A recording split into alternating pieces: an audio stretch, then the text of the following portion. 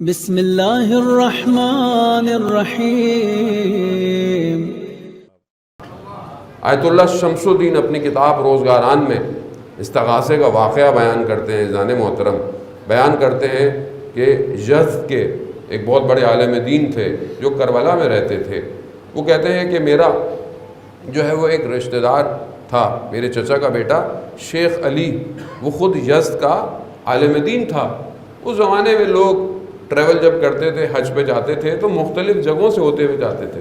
تو کہتا ہے وہ یہاں آیا اور ہم نے کربلا سے اس کو خدا حافظ کیا۔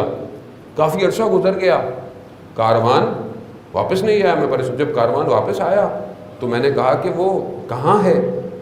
کہا کہ ہم نے وہ آخری دن ایک دن زیارت پہ گیا کعبہ کا طواف کرنے، ہم نے اس کا بہت انتظار کیا، ہم دیکھتے رہے مگر وہ واپس نہیں آیا۔ ہم سمجھ گئے کہ اسے جو اہل بیت کے دشمن ہیں انہوں نے پکڑ لیا ہوگا اور اس کو قتل کر دیا ہوگا۔ ہم اس کا سامان لے آئے ہیں اور ہم یزد کی طرف واپس جا رہے ہیں۔ میں بڑا پریشان، کافی عرصہ گزر گیا۔ میں نے ایک دن دیکھا کہ میرا دروازہ کھٹکھٹایا جا رہا ہے۔ جیسے ہی دروازہ میں نے کھولا تو میرا وہ رشتہ دار، وہ عالم دین باہر کھڑا ہوا۔ میں کہا تم یہاں کہاں سے آ گئے؟ تم تو مکہ میں کھو گئے تھے۔ کہا نہیں، میں مکہ سے نہیں، میں یزد سے آ رہا ہوں۔ کہا تو یزد سے کیسے آ رہے ہو؟ تمہیں تو مکہ سے آنا تھا۔ کہا میں ابھی تھکا ہوا آیا، مجھے اندر تو آنے دو، مجھے چائے تو پلاؤ، پھر میں تمہیں بتاتا ہوں۔ خیر بیٹھا، جب وہ تھوڑی تھکاوٹ دور ہوئی تو اس نے بتایا کہ میں آخری طواف کرنے اور حرم میں نماز پڑھنے گیا، واپس آ رہا تھا تو مجھے ایک شخص بڑی بڑی مونچھیں اور داڑھی بھی نہیں ہے مجھے ملا اور کہا کہ شیخ علی تم یزدی؟ کہتا ہاں۔ کہتا ہے مجھے نہیں پہچانا؟ کہا میں نے نہیں پہچانا۔ کہا نہیں، میں تمہارا جاننے والا ہوں۔ کہا مجھے زبردستی اپنے گھر لے گیا۔ میں نے کہا مجھے واپس جانا۔ کہہ رہا نہیں، مجھے کھانا کھلایا، نماز پڑھی۔ کہتا مجھے جانے دو، میرے جو ساتھ کاروان ہے وہ میرا انتظار کر رہے ہیں۔ کہہ رہا نہیں، رکو، آج رات یہیں رکو۔ خلاصہ مجھے زبردستی اس نے روکا۔ پھر میں نے دیکھا کچھ لوگ آئے جو شیعوں کے خلاف باتیں کر رہے ہیں کہ شیعہ ایسے کرتے ہیں، شیعہ ایسے کرتے ہیں۔ تو میں سمجھ گیا کہ یہ لوگ دوسرے ہیں، تو کہا کہ یہ بھی ان میں سے ایک شیعہ ہے اور آج ہم اس کو بھی قتل کریں گے۔ تو اس نے کہا کہ تو اس شخص نے مجھے کہا تم نے مجھے پہچانا نہیں، میں یزد میں تمہارے مدرسے کے برابر میں رہتا تھا، میں دوسرے صوبے کا تھا، لیکن میں نے تقیہ کیا ہوا تھا کہ میں شیعہ نہیں ہوں، تو آج ہم تمہیں بھی قتل کریں گے۔ اب وہ پلاننگ کرنے لگے مجھے قتل کیسے کریں۔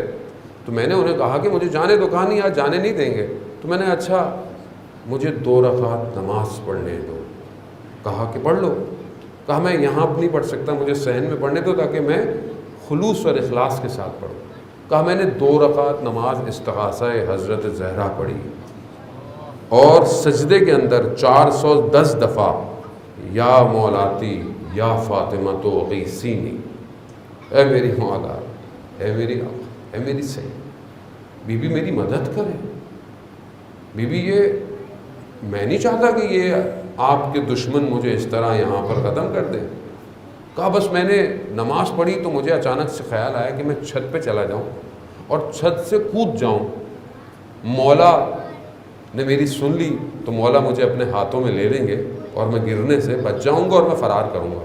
جیسے ہی میں چھت پر گیا تو مجھے مکہ کے پہاڑ نظر نہیں آئے، کہاں غائب ہو گئے۔ اچانک سے میں نے دیکھا کہ یہ تو یزد کی پہاڑیاں ہیں۔ جب میں نے دیکھا تو میں تو اپنے گھر میں کھڑا ہوا ہوں۔ میں نے کہا میں خواب دیکھ رہا ہوں کہ بیدار ہوں، لیکن میں ویسے ہی اپنے گھر میں دیکھا رات کا وقت ہے، بچے سو رہے ہیں۔ میں نے اوپر سے چھت کا دروازہ کھٹکھٹایا، بچے گھبرا گئے۔